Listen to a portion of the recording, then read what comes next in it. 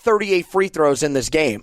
The fact that only 2 guys from each side fouled out is pretty ridiculous, because they were calling literally everything they possibly could.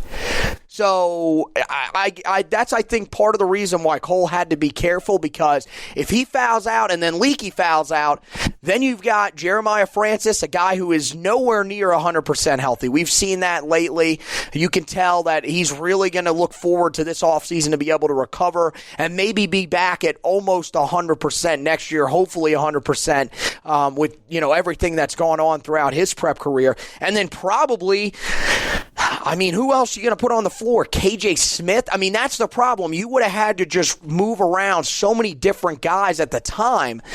That was probably the thinking behind it. I get the thought of putting a big man back to try to take away what was going on. Let's be real honest. Neither one of our big men are overly athletic, where if our point guard's getting blown by, he's going to be able to rotate and help. We've seen that multiple times so far this year. And then you bring up the foul trouble for both of those guys as well. And that's the thing. If Armando fouls out, may not have been the biggest thing. Garrison Brooks fouls out in that game, that would have been huge. I know he was not really, he was far from great at the free throw line. He was still 9 of 12 from the field. He showed once again why he should get the basketball.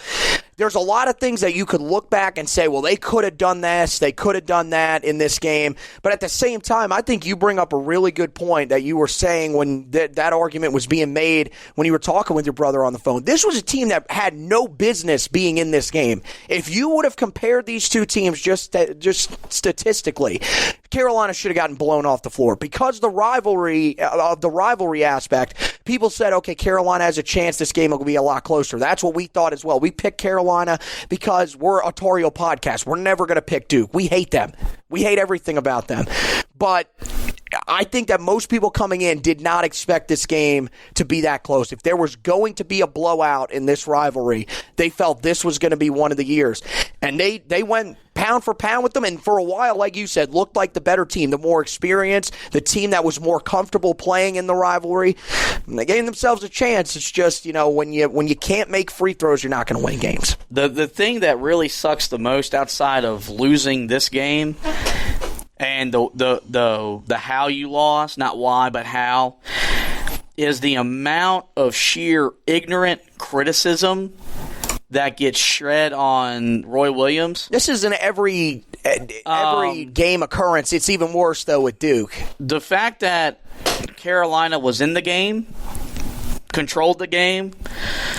Roy Williams outcoached Mike Krzyzewski for the first 37 minutes. Mm-hmm. I would probably make the argument he outcoached Coach K from the moment that ball was tipped. Roy Williams can't make the guys make foul shots. Yeah, you're right. He can't make the guys. When Duke literally sends one person to the foul line and you've got 4 guys there and you can't rebound the ball, and the one thing we hang our hat on going into every year, we're going to beat you on the glass and we're going to rebound the ball. That's not Roy Williams' fault. They got beat at their own game. Credit Duke. Great tip out. And happened twice, though. Perfectly executed the first time. But this has happened the last 3 games. That's the rivalry. That there are moments in this rivalry that happens.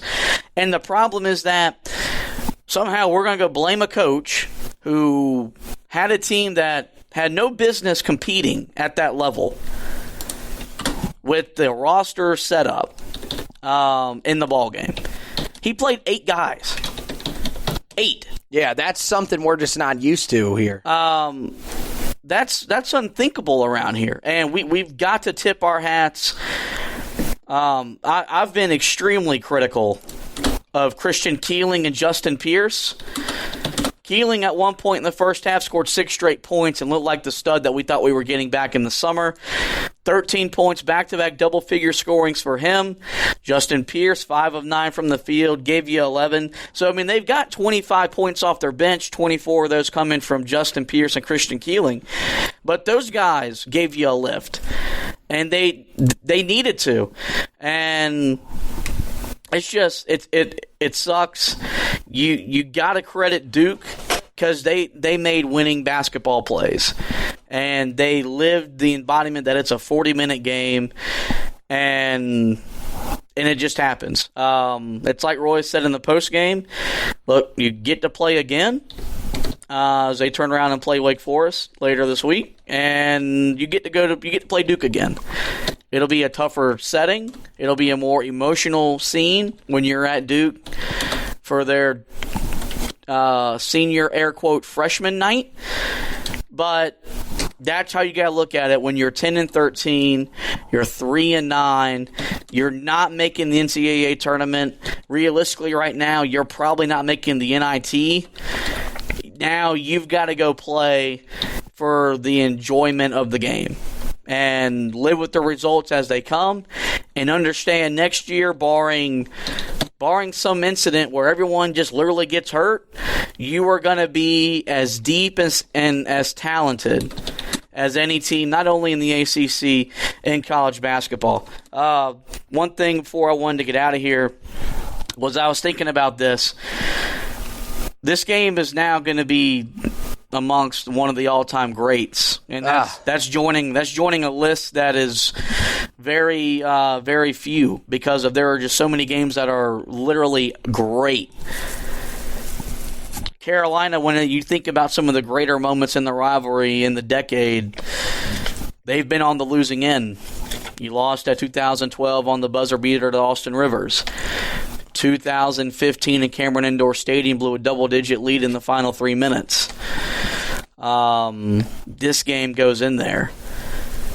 Where does this rank in terms of how much this one hurts? Because for me, it's third. I'm going to have the Austin Rivers shot at home because that was at home, and that team was national title good. Yes, yeah. Well, this one was at home too, and that's what I'm saying. Yeah. But where that team was at has an effect. Yes. 2015. The only thing that really that stung about that game was it was the second game after Dean Smith had passed away. And Duke and Coach K did the thing where they all met at the center court and they prayed or whatever they did. And the best way to honor Dean Smith was to beat Duke and Cameron. And for 38 minutes, you did everything right that you had to do. And then Kennedy Meeks choked and Tyus Jones showed up.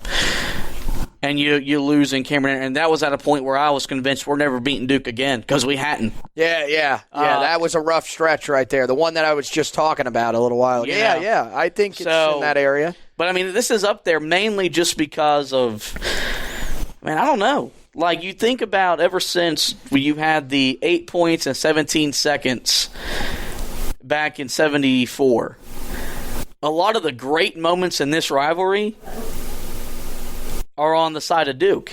Yeah, no, I think you're right. One of my favorite things about it, one of their best moments of the entire rivalry, is a game they actually lost. They celebrate that as one of the greatest moments, and I don't think most Duke fans even know they lost that game because most of them haven't been around pulling for them long enough to know. So, yeah, I think it hurts. It hurts because we felt like this was a huge moment for this team that had just been through so much, that had been punched and kicked while they were down so far this year. They came in 10-12. They were 3-8 in conference. I mean, this is not a typical Carolina team, and still they found a way to be in the game, and it looked like they were going to be able to pull out the victory. I think that's where it hurts the most, but I would agree with you. I would say the 2012 one, I don't know, 2015 hurts a lot because of what you mentioned, the added factor of Dean Smith's passing. So I would probably go with 2015 because you had it in hand. You could tell that it meant so much to Roy and just could not pull it out. And, 2012 team that we thought was national title good. And, you end up getting beat at the buzzer that way. That's one of the ones they always replay that. That is always on loop whenever the rivalry comes up. That one is the one they play over and over again. And then, I would say this one is lower just because of the records. But like I said, they put in a lot of effort. These are guys that I think now at the moment, while we're in the moment, we are kind of like, okay, well, how connected to these guys are we going to be in Carolina lore? But we're still going to be connected to these guys because they played for Carolina. They're part of that Carolina basketball family. And so I think, when you look back on it, because they will show that replay a ton going forward, you're going to look back and say, man, I hate it for those guys that had to happen to them that way. So yeah, it's tough. But with that, we're going to get out of here. Before we let you go, we're going to talk about the HeelToughBlog.com. Start making a habit of going to the website. Like I said, HeelToughBlog.com. A lot of great content. All of our Duke stuff's on the website. My recap, Anthony's analysis from the 98-96 overtime loss to Duke from this past Saturday. During the day, Carolina football has just landed another recruit from Sun Valley. Connection with Sam Howell there. Anthony will have an article up breaking down his commitment as Mac Brown and that recruiting staff. Even though they've lost Tim Brewster, they're still going to be on the recruiting trail and getting great talent from the state of North Carolina to come play for the flagship university. To go to that, check all that stuff out on HeelToughBlog.com. We'll talk to you about the podcast. Wanted to encourage you to like and subscribe to the podcast.